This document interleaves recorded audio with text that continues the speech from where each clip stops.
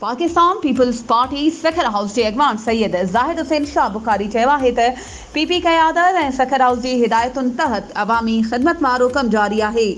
Income support programme में registered औरतुनि खे ॿारनि जा पैसा मिलण शुरू थी विया आहिनि ऐं 14 अगस्त खां पोइ बेनज़ीर किफ़ालत किस्त बि जारी थींदी। अहिड़ो इज़हार हुन लेबर कॉलोनी पीपी ऑफिस में बेनज़ीर इनकम सपोर्ट प्रोग्राम जी मुस्तहिक़ औरतुनि सां ॻाल्हाईंदे कयो।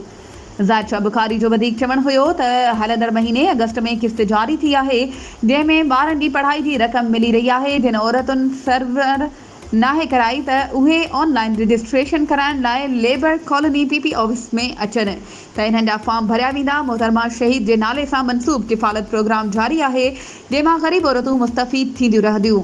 ज़ाहिद शाह बुखारी चयो त PP chairman Bilawal Bhutto Zardari, PP जे मरकज़ी अॻवाननि इस्लामदीन शेख, सैयद खुर्शीद अहमद शाह, सैयद नासिर हुसैन शाह, सैयद एस कादिर शाह, नोमान इस्लाम शेख, तर्जुमान सिंध हुकूमत मेयर अरसलान इस्लाम शेख जी हिदायतुनि ते अवामी ख़िदमत जारी आहे।